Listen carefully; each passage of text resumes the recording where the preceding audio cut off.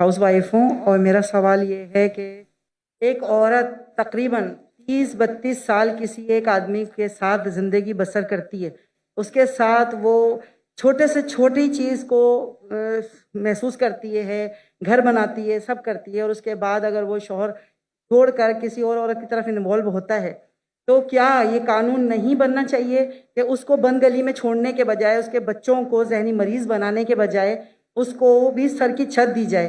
क्योंकि ये ज़रूरी नहीं है कि हर औरत दूसरी मर्द की तरफ जाना चाहे, और वो अपने बच्चों के साथ रहना चाहती है, जबकि मर्द उससे बच्चे भी छीनना चाहता है, उसे बदनाम भी करना चाहता है और कोर्ट कचहरी के धक्के भी खिलवाना चाहता है। जबकि मैं खुद देखती हूँ कि कोर्ट कचहरी में ऐसी खवातीन का ढेर लगा हुआ है जिन्हें इंसाफ नहीं मिलता, जो अपने माँ बाप के जी शुक्रिया जी, थैंक यू।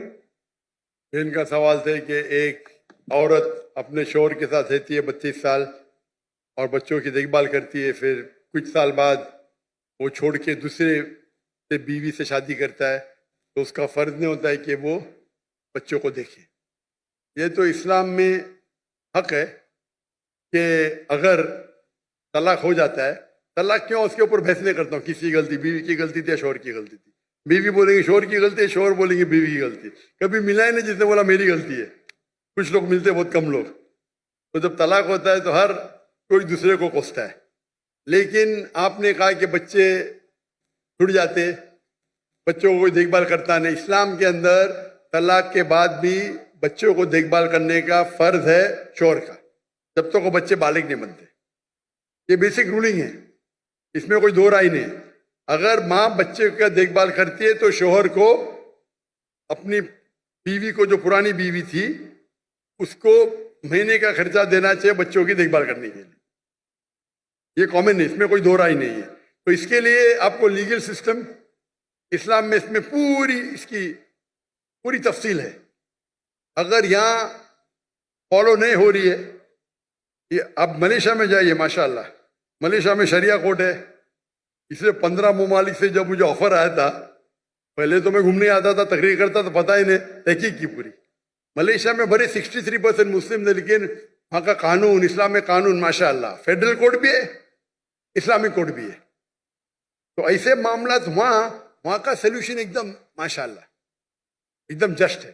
तो यहाँ भी अगर इस्लाम में सब कानून बने हुए, क्या होना चाहिए, किसको कितना देना चाहिए, खर्चा सब है, ये इस्लाम में है। नहीं इस्लाम में यहाँ नहीं, तो मैं तो अभी जो यहाँ नहीं तो मेरी गलती है, तो मेरी गलती है। मेरा ख्याल है कि एक कानून ऐसा बनना चाहिए कि जिसके अंदर अगर औरत के साथ इस तरह का कोई मामला आता है जो उसमें बहुत लॉन्ग टाइम बाद अगर मर्द उसके साथ इस्लाम में कानून तो उसे सर की छत दे, इस्लाम में औरत को दे। बहन, इस्लाम में कानून है, अभी पाकिस्तान में उसका इम्प्लीमेंट नहीं हो रहा है, तो मेरी गलती क्या? बराबर ना? आपको मलेशिया में आके रहने का तो मैं इंतजाम करता हूँ इंशाल्लाह। इसीलिए मैं मलेशिया चुना। इसीलिए भाई साहब ने जब पूछे तो मैं बोला जिस दिन मुझे पाकिस्तान से मोहब्बत है, जिस दिन पाकिस्तान, मैंने कहता कि मलेशिया में 100% इस्लामिक कानून है। दुनिया में कोई भी मुल्क नहीं जिसमें 100% इस्लामिक कानून है।